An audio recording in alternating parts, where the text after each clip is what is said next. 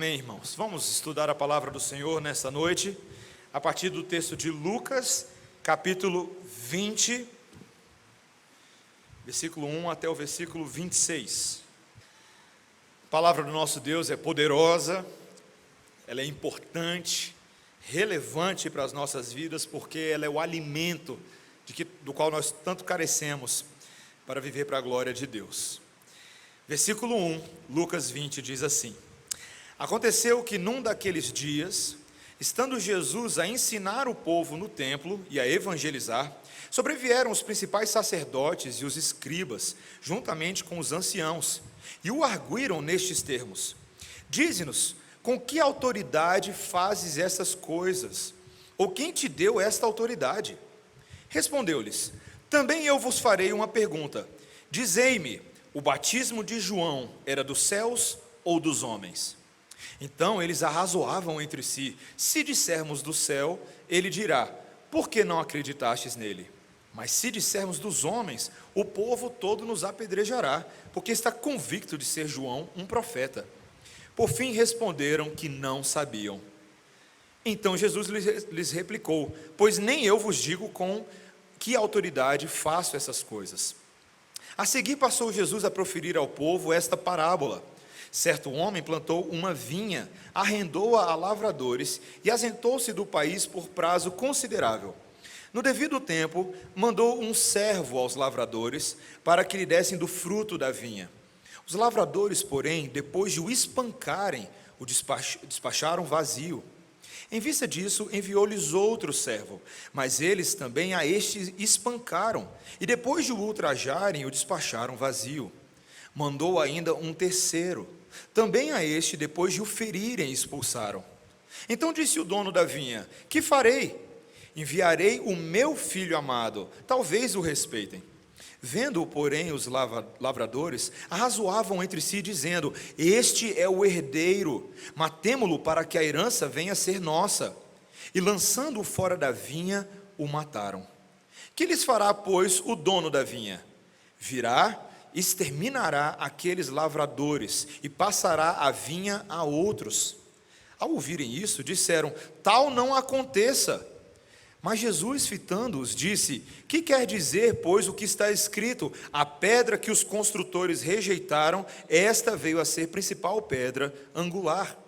Todo o que cair sobre esta pedra ficará em pedaços, e aquele sobre quem ela cair ficará reduzido a pó.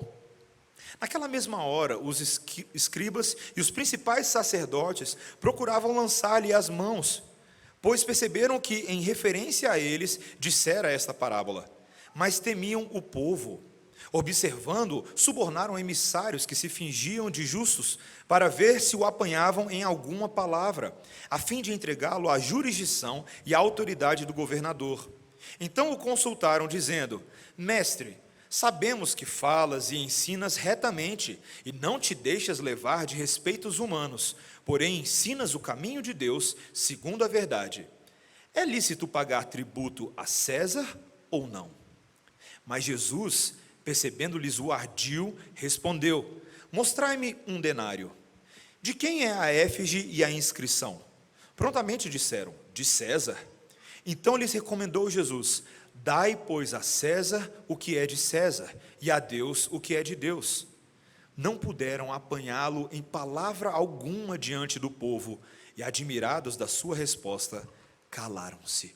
Esta é a palavra do Senhor. Vamos orar mais uma vez. Santo Deus, nós te louvamos, porque temos a oportunidade nesta noite de aprender mais sobre o profundo conhecimento, a profunda sabedoria dos céus, dada a nós por santos profetas e homens que falaram inspirados da parte do Espírito Santo de Deus. Sabemos que nenhuma elucidação provém de homens, mas é o próprio Deus que fala por meio deles. Dá-nos a tua graça para compreendermos a verdade, a suficiência e a autoridade de Cristo Jesus, no nome de quem nós oramos. Amém. Meus irmãos, neste último acampamento de jovens, eu fiquei bastante surpreso com a quantidade de jogos que eram jogados nos intervalos das atividades. E eu não estou falando de jogos tipo futebol necessariamente ou vôlei, mas jogos de tabuleiro. e jogos de carta, vários jogos. Mas talvez os que mais me chamaram a atenção são o que eu chamo dos jogos de argumentação. Você já jogou um desses jogos?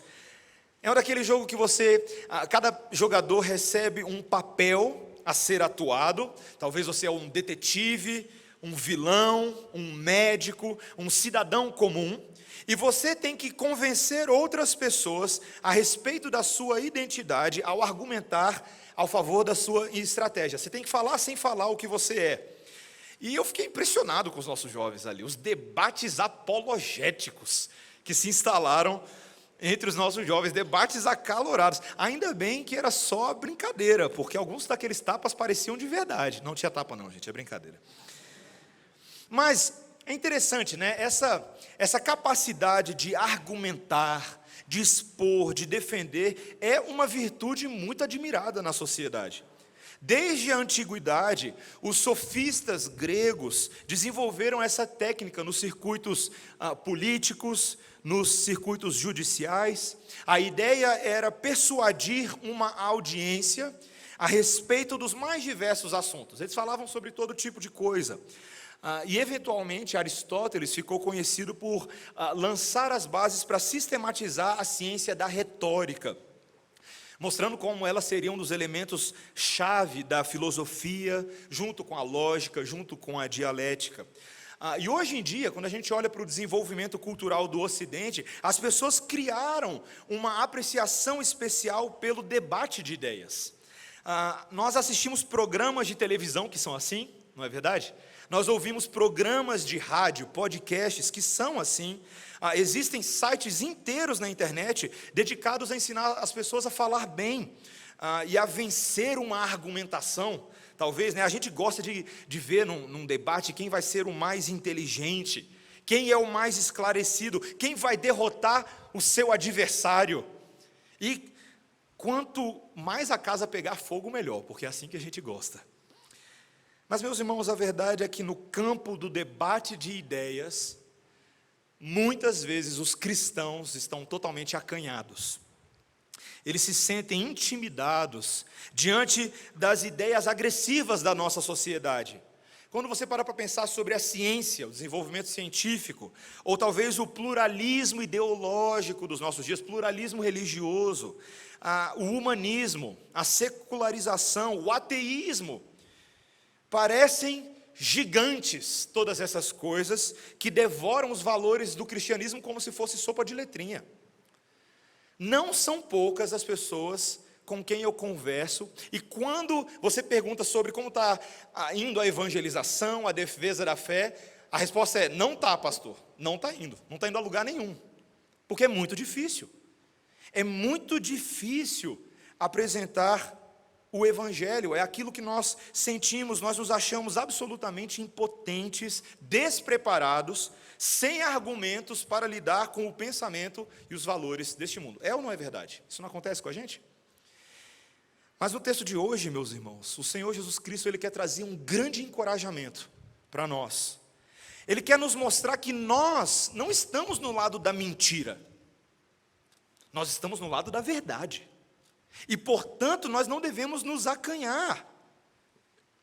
Nós também aprendemos aqui com o Senhor Jesus Cristo que o nosso objetivo maior não é meramente ganhar o debate, mas ganhar almas. Fazendo isso pela destruição de toda falácia, de todo engano que subverte a lógica do coração do homem sem Deus. Então o Senhor Jesus Cristo vai nos dar uma aula de apologética aqui, meus irmãos, e é a melhor de todas, melhor do que qualquer livro de apologética que você possa ler, é a aula do Senhor Jesus Cristo. Ele vai usar 3 argumentos, que se nós aprendermos a pensar bem nesses argumentos, nós seremos melhores defensores da fé, apologistas e apologetas. Ele vai usar o argumento da autoridade, depois ele vai usar o argumento da moralidade, e depois o argumento da obediência. Autoridade, moralidade, obediência, tá? Argumento da autoridade, primeiro ponto. Na semana passada nós vimos que o Senhor Jesus, ele estava culminando o seu projeto messiânico em Jerusalém, ao chegar naquela cidade como o verdadeiro rei do mundo. O rei montado num jumentinho, o rei da paz, o rei humilde. Aquele que olha para Jerusalém e não vê mais nela os traços da glória de outrora, mas uma cidade agora incrédula, caída, uma cidade resistente, mas ele tem compaixão de Jerusalém e ele mostra o seu zelo no templo, ao purificar o templo, ao expulsar todos os cambistas e vendedores que estavam ali, e também ao ensinar com alegria, diariamente, no próprio templo, deixando as pessoas fascinadas e boquiabertas com o seu ensino. Mas como nós já vimos em todo o Evangelho de Lucas, meus irmãos, tem gente que não tolera bem essa forma do Senhor Jesus Cristo, e já tinha gente que não tolerava mais mesmo. Os sacerdotes, os escribas e os fariseus, eles viam a liderança de Jesus como uma ameaça à própria liderança deles, à reputação, à popularidade deles. Seus corações já haviam há muito tempo ultrapassado o limite do que seria sensato fazer numa situação dessa. Não bastava calar Jesus, era necessário dar um basta de uma vez por todas. E eles partem para o ataque direto ao Senhor Jesus. E eles começam a contestar a autoridade de Jesus. Certo dia, quando ele estava ali no templo evangelizando, como o verso 1 nos mostra, chega uma comitiva do Sinédrio, que vem e o aborda com uma pergunta ardilosa, uma pergunta capciosa. A pergunta que eles fazem é: com que autoridade fazes essas coisas? Ou quem te deu autoridade? É o que está logo aí, no verso de número 2.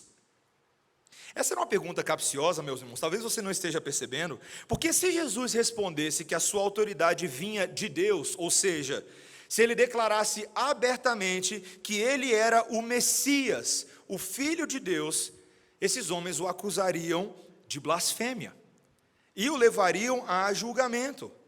E Jesus sabia que esse ainda não é o momento dele se entregar voluntariamente para se sacrificar e cumprir a obra de Deus. Portanto, o Senhor Jesus Cristo aqui ele se utiliza de um artifício de conversa. Ele responde a pergunta deles com uma outra pergunta. Olha a pergunta que ele faz nos versículos 3 e 4. Também vos farei uma pergunta. Também eu vos farei uma pergunta. Dizei-me, o batismo de João era dos céus ou dos homens? Estranho, né? O que tem a ver uma coisa com a outra?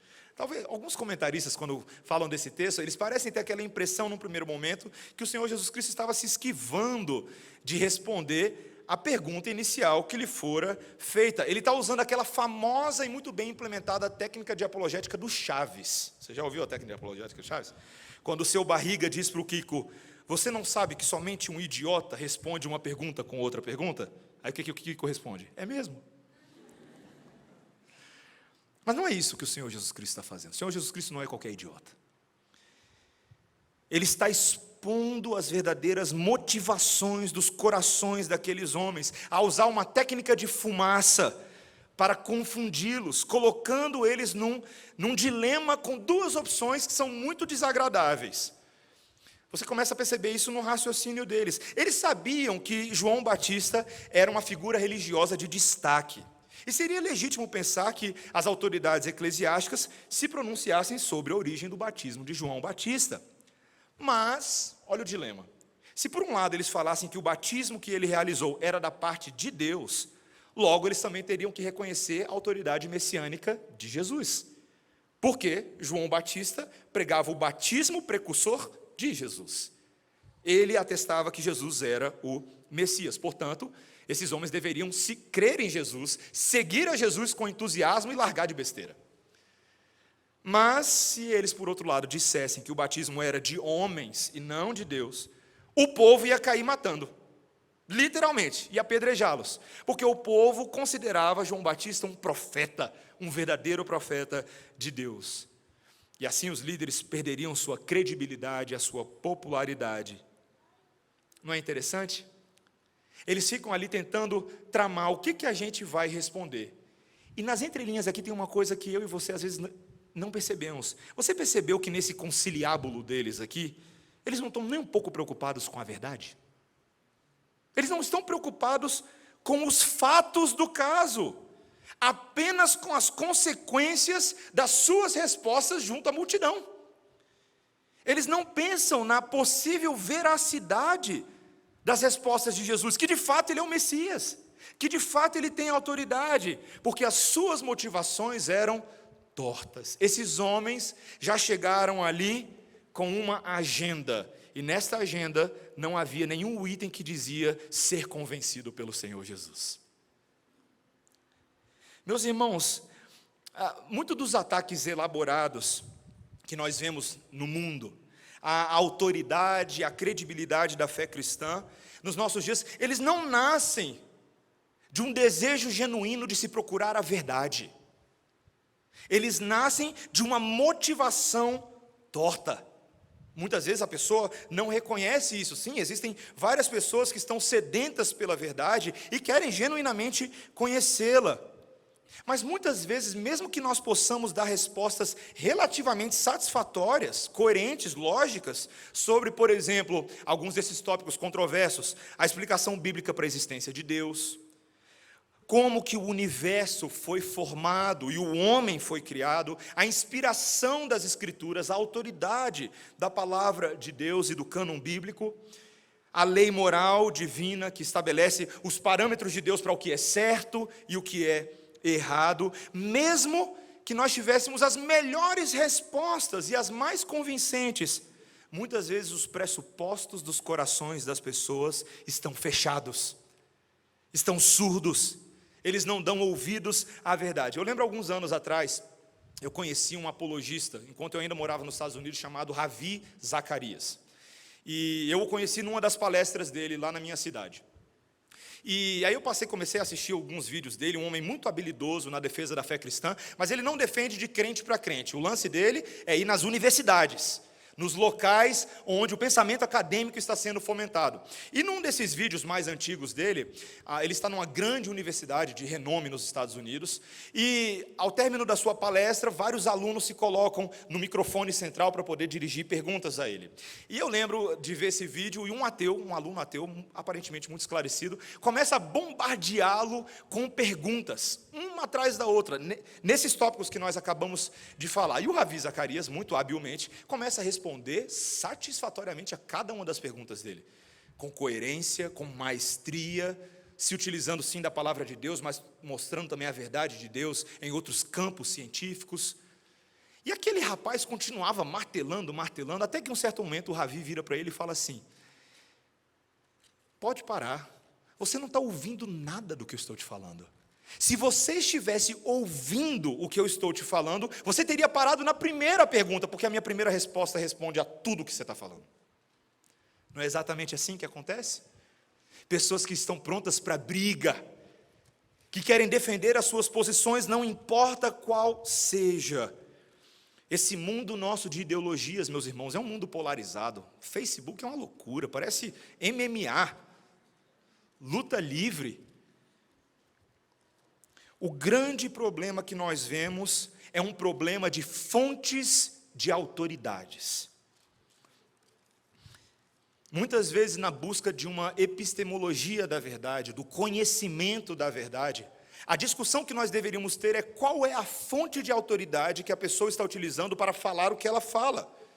Por exemplo, se ela tem uma fonte de autoridade em que a ciência prevalece, em que a metodologia da ciência é suficiente para abarcar toda a explicação de todas as coisas, por meio, quem sabe, da observação da natureza, da análise, do teste, essa vai ser a forma da pessoa de debater tudo. O racionalismo filosófico e humanista do iluminismo do século XVII atribui à razão individual, à habilidade individual do homem de raciocinar, o elemento de clareza, de iluminação, para que ele chegue ao conhecimento da verdade. Já a pós-modernidade relativiza tudo. A grande verdade da pós-modernidade é que não existe verdade absoluta. Essa é a grande verdade, esse é o absoluto da pós-modernidade. Não existe nenhuma verdade absoluta. O que existem são verdades individuais. Verdades que servem para mim, mas talvez não sirvam para você. Mas talvez a que serve para você não serve para mim. O que importa é que todos sejamos felizes com as nossas liberdades e verdades individuais. Essa autodeterminação abre portas para um pluralismo moral caótico, aonde o bem do indivíduo é determinado apenas e tão somente pela experiência pessoal dele e pela sua sensação de felicidade e de alegria. É uma crise de autoridades que nós vimos nesses dias. E, plagiando um pouco aqui o reverendo Tim Keller, ele fala uma coisa muito interessante. Ele diz que, na verdade, cada uma dessas expressões é uma religião em si. A religião da ciência, a religião do racionalismo filosófico, a religião do pluralismo ideológico. Você precisa ter muita fé, e ela é claramente demonstrada na maneira como as pessoas estão dispostas a morrer pelos seus ideais.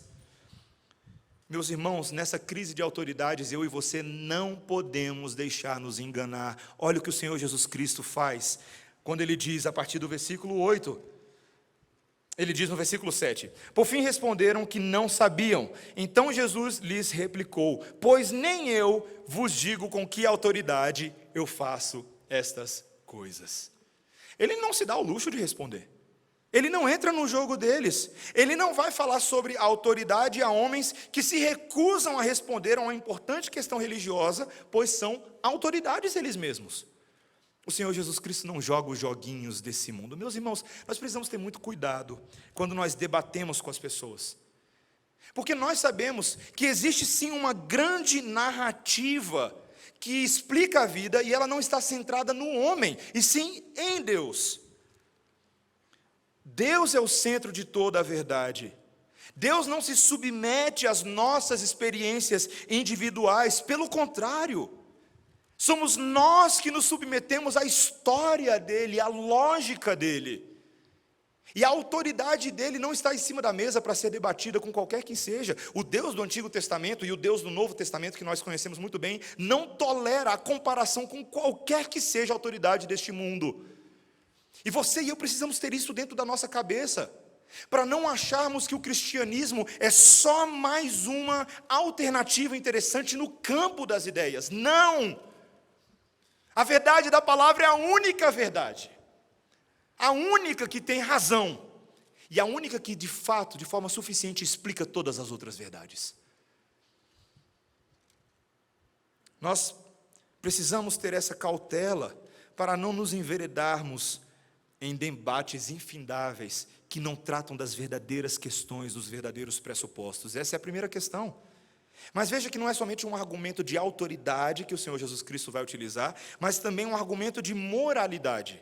Ele passa agora a contar uma parábola dos versos 9 a 18, para mostrar que, na verdade, o problema dos homens é mais embaixo, o buraco é mais embaixo, que é um problema moral, que diz respeito a uma rejeição espiritual da verdade. Ele passa a contar, a partir do verso 9, que um homem tinha uma vinha, ele tinha uma plantação de uvas, e ele arrendou essa plantação para alguns lavradores, e depois foi viajar, foi de férias, ficando fora um tempo. Quando chegou o tempo da colheita, esse homem manda um empregado para receber a sua parte. Mas a recepção que ele teve lá não foi muito boa. Na verdade, esse empregado tomou uma surra e mandaram ele de volta.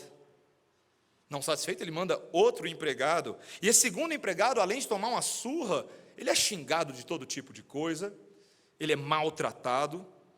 E mais uma vez, volta sem nada. Então eles enviam um terceiro, ele envia um terceiro empregado e também não dá em nada. Até que o dono da vinha começa a pensar e fala assim, olha, não está dando certo, já sei. Eu vou mandar o meu próprio filho. Quem sabe o meu filho vai alcançar o respeito, a credibilidade desses homens. E ele faz exatamente isso. Mas aqueles lavradores, quando olham o filho do dono da vinha, eles têm uma ideia interessante. Por que a gente não mata ele? Olha que ideia. Por que a gente não mata ele? E assim, uma vez que a vinha seria a herança dele, vai ficar para a gente. Exatamente isso que eles fazem. Colocam ele para fora da vinha e o matam. E aí Jesus faz uma pergunta de fechamento da parábola. E agora, o que o dono da plantação vai fazer? E a resposta que ele dá é, ele vai vir, ele vai matar os lavradores, vai tirar a vinha deles e dar para outra pessoa. Aqueles homens, no versículo 16, ouvem isso que o Senhor Jesus Cristo está falando e fala que Deus não permita que isso aconteça. Eles não eram bobos. Eles sabiam exatamente do que tratava essa parábola. O dono da vinha é Deus. Os seus mensageiros são os profetas que vieram no passado, anunciando a palavra de Deus, trazendo a mensagem deles. Mas cada um desses profetas no passado, como nós sabemos que foi muito bem a história do povo judeu, esses profetas foram rechaçados, rejeitados, apedrejados, caluniados, como Hebreus 11 coloca, homens dos quais o mundo não era digno, foram cerrados no meio, tiveram que fugir correndo com as suas famílias, largando tudo para trás, porque o próprio povo judeu não aceitava a voz dos seus profetas.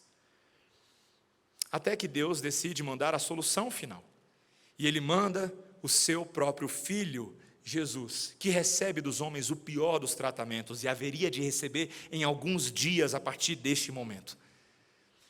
Ele seria morto pela mão dos homens. E Deus é bem claro: vocês não querem a mensagem, há quem queira, há quem vai receber. Vocês serão julgados e dizimados, e essa mensagem será transferida aos outros, que são os gentios. Meus irmãos, isso é muito interessante. As Escrituras Sagradas afirmam claramente que Deus haveria de julgar o seu próprio povo, a começar com a destruição de Jerusalém no ano 70. Mas haveria um endurecimento grave no seio do povo da aliança, de tal forma que aqueles que historicamente caminharam com todos os patriarcas não caminhariam com o Messias, pois não o aceitariam. E as palavras de Jesus são duras. No versículo 17, olha o que ele diz. Acompanhe comigo. Ele diz: mas Jesus, fitando-os, disse: que quer dizer, pois, o que está escrito? A pedra que os construtores rejeitaram, esta veio a ser a principal pedra angular. Todo o que cair sobre esta pedra ficará em pedaços, e aquele sobre quem ela cair ficará reduzido a pó. Ele cita o Salmo 118, versículo 22. O texto que fala sobre a pedra angular, que tanto aparece no Novo Testamento. Essa pedra angular, ela é tratada como uma pedra de edificação bastante. Uma edificação sobre a qual o edifício de Deus, as pedras que somos nós, seriam edificadas. Mas nesse momento, essa pedra angular está sendo usada de outra maneira. Não é uma pedra de edificação, é uma pedra de destruição. Uma pedra que é utilizada agora como uma arma. Uma pedra sobre a qual aqueles que caírem sobre ela serão partidos no meio, quebrados, rasgados. Ou, como o próprio texto fala, se for invertida, aquela pedra que é jogada na cabeça de alguém, que esmaga a pessoa. Os judeus estavam muito familiarizados, meus irmãos, com as técnicas de apedrejamento que a lei mosaica previa. Eles sabiam muito bem a respeito disso. Mas isso aqui é outra sorte de apedrejamento, meus irmãos. Esse aqui é um apedrejamento que não dá escapatória. Um apedrejamento de uma pedra que tem muito mais do que milhares e milhares de toneladas, porque a autoridade do Filho de Deus é superior a qualquer um dos profetas que vieram antes. Veja que não há neutralidade. O Senhor Jesus Cristo usa o estudo de caso desses fariseus, desses escribas, desses homens, para mostrar claramente que ou você aceita a pedra angular e por ela é edificado, ou você é esmagado por ela. Neste mundo onde aparentemente existem várias fontes de autoridade, o problema do homem não é a escolha de um caminho interessante, o problema do homem é um problema moral com relação a Deus. Esse é o grande problema do homem. Os argumentos construídos, as ideologias, as filosofias são apenas máscaras e maquiagens para ocultar o verdadeiro problema no coração. Corações quebrados, distantes de Deus, corações endurecidos. Eu já perdi a conta da quantidade de vezes que especialmente na época que eu era universitário, que eu me enveredava por vários debates com outras pessoas. Quando eu era do núcleo de vida cristã, a gente tinha o dia da evangelização. A gente saía e a gente queria bater boca com os marxistas da UNB. Era uma loucura. A gente queria bater boca com eles. E a gente queria, era basicamente uma guerra de foice, né? Porque você ficava ali tentando dar o melhor argumento, aí ele vinha com contra-argumento, aí você vinha e você ficava naquilo, cada um fazendo a sua parte. Mas o que eu poucas vezes enxergava é que aquela boca cheia de argumentos do meu oponente era uma boca mentirosa. Era uma boca que emanava desconhecimento e ignorância. O seu problema não era somente os seus argumentos, o seu problema era o coração. Quantas vezes eu quis ganhar debates com as pessoas, mas pouco me importava com o coração delas. E só para dar uma dica para vocês, e a palavra de Deus nos ajuda a verificar isso, se nós invertêssemos um pouco a nossa abordagem com as pessoas, e em vez de meramente ir para a briga e querer arrancar a cabeça das pessoas, mas se nós demonstrássemos amor e preocupação com a vida real daquela pessoa, não enchendo meramente ela de informações, mas buscando investigar, sondar, examinar, cavar o coração dela, nós encontraríamos ouvidos muito mais prontos para nos ouvir do que meramente partindo para a briga. Muito mais. Como pastor hoje em dia, meus irmãos, eu cansei de ver isso. Pessoas que chegam prontas com as suas notas, com as suas listas, com seus argumentos para tentar desconstruir o meu calvinismo ou qualquer coisa que seja. Aprendi isso com o reverendo Breno, que simplesmente perguntava, mas como que você está? Como é que você está? Como é que vai o seu coração? Você está bem? A pessoa desmorona. Eu estou mal. Eu estou aqui brigando. Meus irmãos, como nós perdemos tempo. Enxergamos a casca, mas não enxergamos como Deus olha o coração. O problema das pessoas é um problema moral. Qualquer argumentação nesse mundo, ela já é falha na base. Porque se Deus não é a fonte de verdade, de segurança, de alegria, de felicidade, de identidade, essa pessoa é como alguém errante no mundo, um peregrino, vagando em busca de respostas, tateando como que se pudesse encontrar. Mas seus olhos estão fechados, suas mãos não têm habilidade, seus ouvidos estão mocos. Nós precisamos orar para que Deus abra o entendimento delas. Eu e você jamais deveríamos nos engajar em nenhum debate que seja sem orar pela pessoa que está diante de nós. Jamais. Para que as palavras que saírem da minha boca não tenham um efeito superficial, mas para que o Espírito gire a chavezinha do coração. Meus irmãos, muitas vezes não são os grandes argumentos, não são as ideias complexas e acadêmicas que convencem as pessoas, mas são as palavras em forma de bisturi, bem posicionadas, que o Espírito Santo vai usando para costurar e rasgar aquilo que precisa ser rasgado. Eu e você não precisamos meramente da nossa sabedoria, ainda que ler livros seja muito bom, ainda que eu e você devamos nos capacitar no conhecimento de toda a verdade, mas sobre todas as coisas nós precisamos do poder do Espírito Santo de Deus. É isso que nós precisamos. Quando Paulo conversa com a igreja de Corinto, uma igreja que se gabava do seu conhecimento, das suas escolas de pensamento, pois eram gregos, ele afirma no capítulo 2 de 1 Coríntios que quando ele pregou o evangelho a eles, ele não fez somente em palavras de ostentação, palavras que chamavam a atenção, mas ele fez no poder de Deus, pregando não somente ideias interessantes, mas a Cristo crucificado, algo sim que é escândalo para os judeus, loucura para os gentios, mas é poder de Deus para a salvação de todo o que crê. É isso que nós precisamos confiar, meus irmãos. E aqui vai, isso aqui eu estou dando várias dicas hoje, essa é uma dica boa. Nós precisamos confiar que a verdade do Evangelho que nós já sabemos agora é suficiente. Você não precisa ler todos os livros, você não precisa assistir todos os vídeos, porque o Evangelho que você tem nesse momento é suficiente para transformar uma vida inteira. Você crê nisso? Você entende isso? Nós precisamos abraçar isso. Nós não precisamos mais de 4 leis espirituais, panfleto daquilo, panfleto. Nós precisamos abrir os nossos lábios e falar da mensagem que transformou as nossas vidas. O Evangelho que nos alcançou. O problema dos homens é um problema moral. Eles estão desconectados do Pai e eles precisam desesperadamente voltar para o caminho.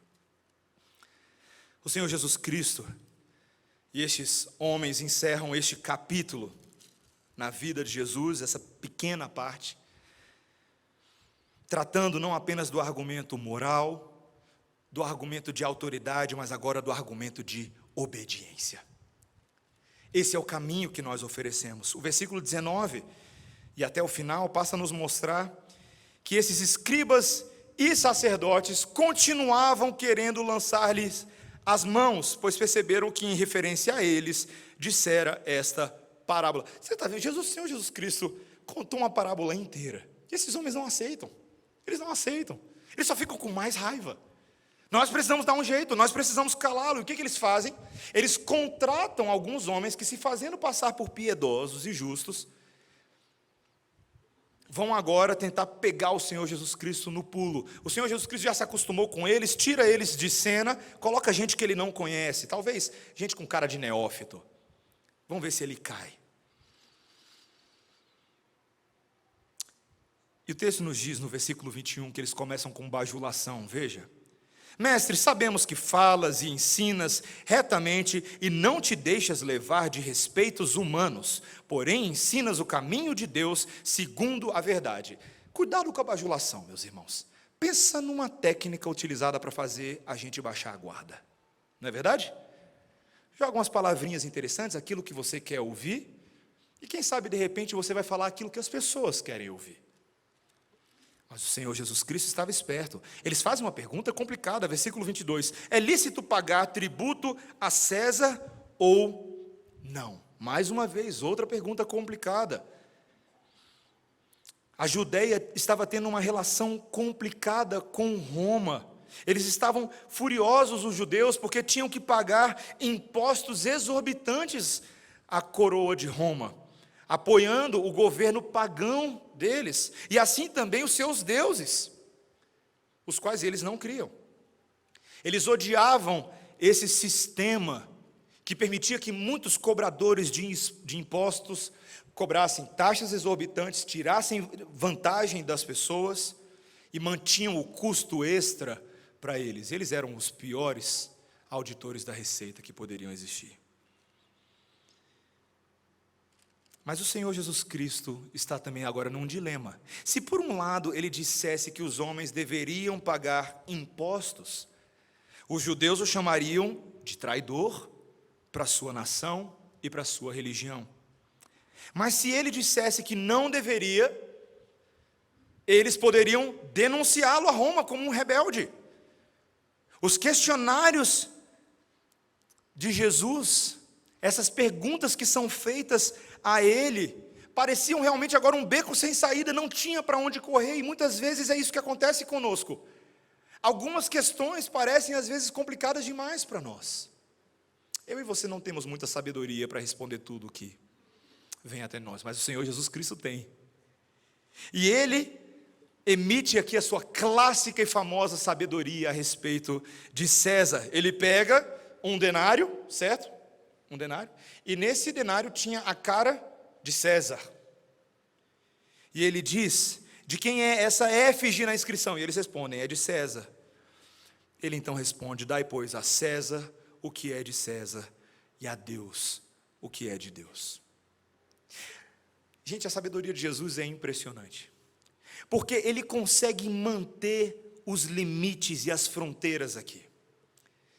Veja, o Senhor Jesus Cristo, para nós que já conhecemos teologia, ele não está dizendo que a autoridade de César não está debaixo da autoridade de Deus. Mas ele está dizendo que nessas relações sociais, sermos verdadeiros filhos de Deus significa respeitar as autoridades desse mundo, dando-lhes o que é devido, como por exemplo, pagar os nossos impostos em dia. Se você é crente e é um desses que acha que você não tem que pagar os seus impostos, porque eu não vou dar dinheiro para Satanás, não pense dessa maneira.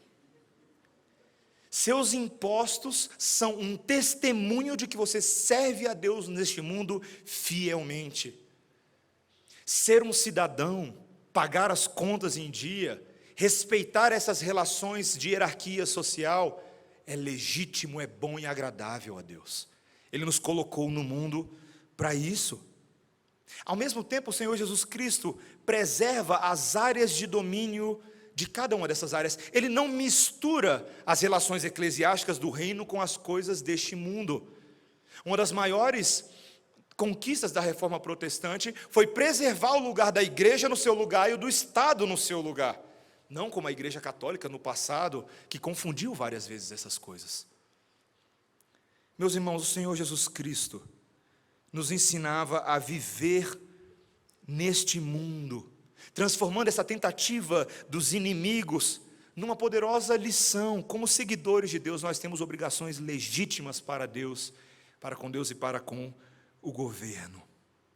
Mas tem aqui um detalhezinho final para a gente, que está na resposta de Jesus. E a primeira vez que eu li esse texto, eu confesso que eu passei por cima. Eu não percebi. Li 2 vezes, não percebi. Até que um comentarista que eu gosto muito, fazendo uma análise exegética desse texto, ele percebe um detalhe precioso. Veja comigo o que o Senhor Jesus Cristo diz exatamente no versículo 25. Dai, pois, a César o que é de César, e a Deus o que é de Deus. Mas ele o faz enquanto ele está olhando uma moeda em que havia a cara de César. Ele está falando, essa moeda tem a cara de César, dá para o César que ele é o dono da moeda. Mas quem tem a cara de Deus? Nós. Porque eu e você fomos feitos como imagem e semelhança de Deus, sobre quem Ele imprimiu a sua própria identidade, para que fôssemos posse dEle por toda a eternidade.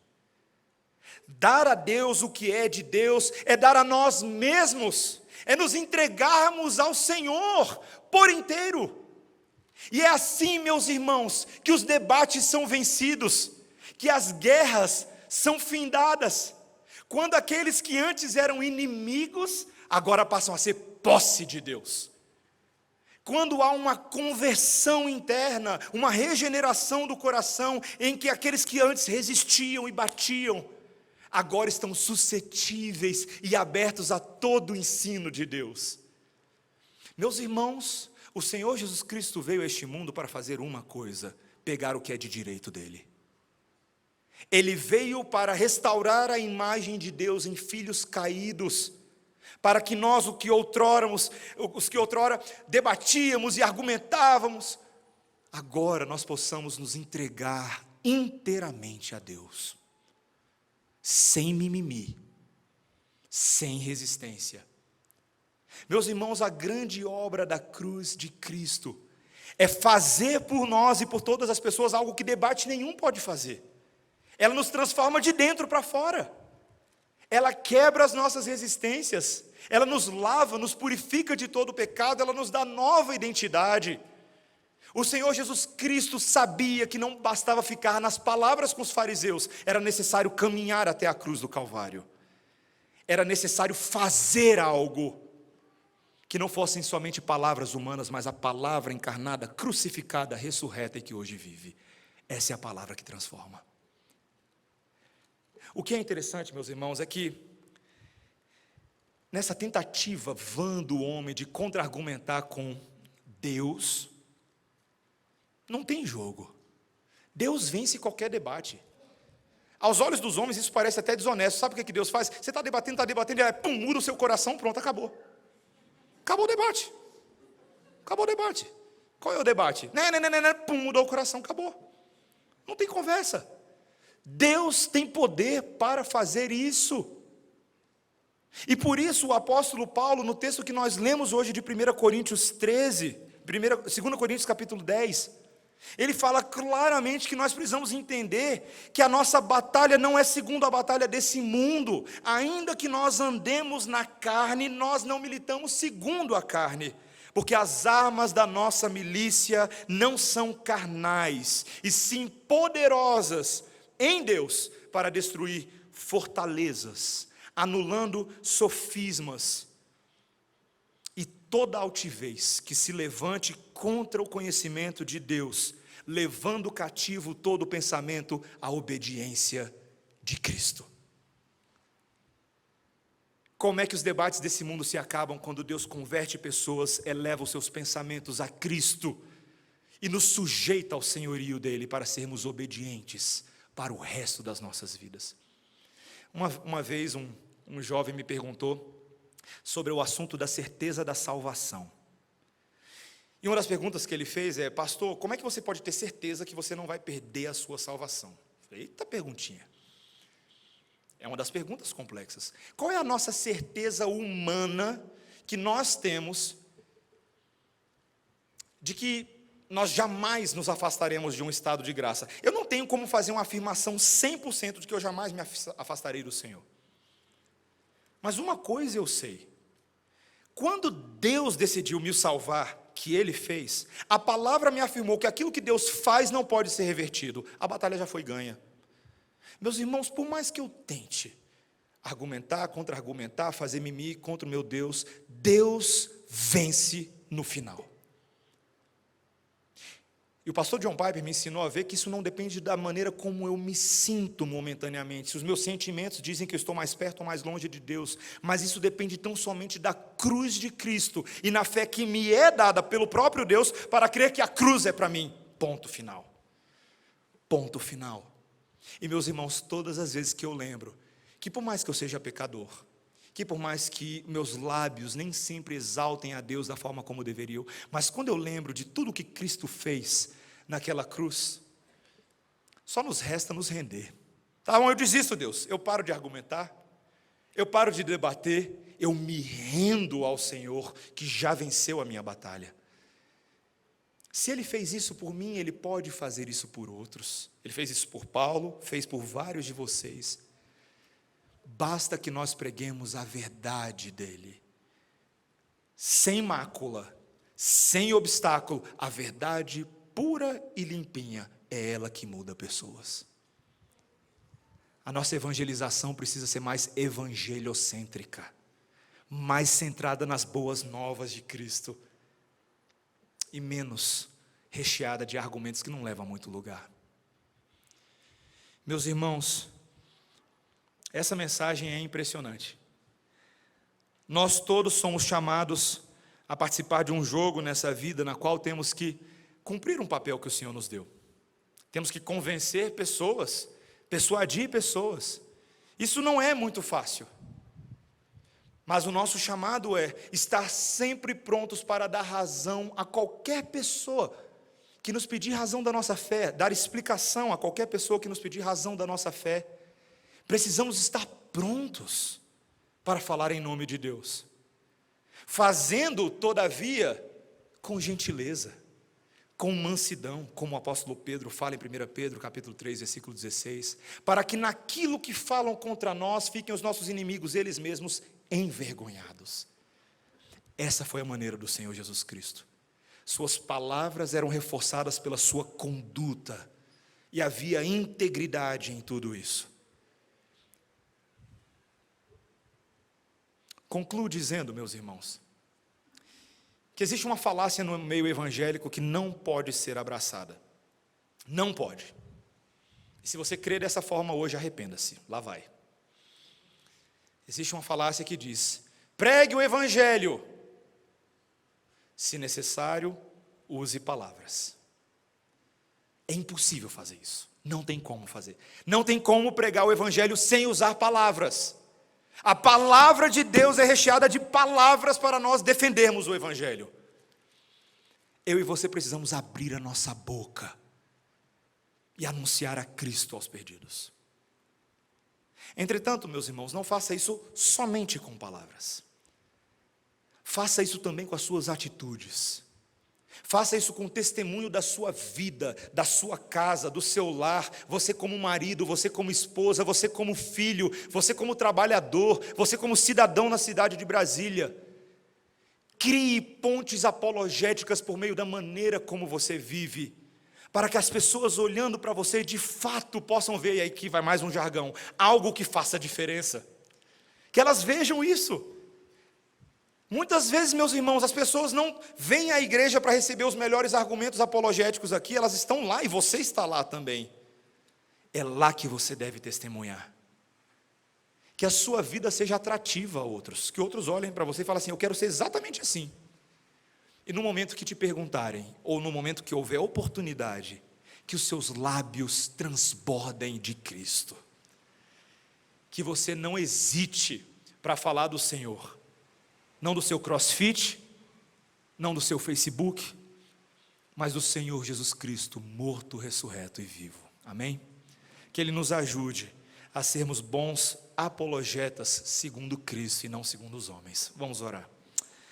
Senhor Deus, temos em Cristo Jesus nessa noite a esperança de um sacerdote que sabe exatamente como falar em nome de Deus, como nos representar diante de Deus, alguém que nos ensina o caminho da defesa da fé. Não é pela força dos homens, não é pela briga dos nossos punhos, mas pelo poder do Espírito e da cruz. Senhor, é este mesmo poder que nesta noite transforma as nossas vidas, que transforma os nossos corações, é este poder que opera por meio da palavra, para que sejamos suscetíveis à voz de Deus. Senhor, queremos usufruir dessa mesma técnica celestial, para anunciar Cristo a outros.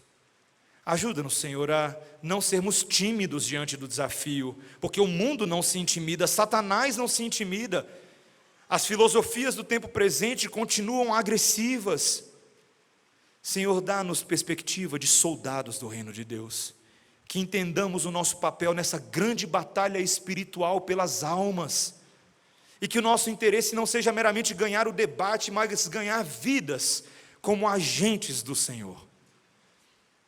A Tua misericórdia nos alcança hoje para nos lembrar que isso é possível, Deus. Ajuda-nos a sermos obedientes, em nome de Jesus. Amém. Vamos ficar de pé, irmãos.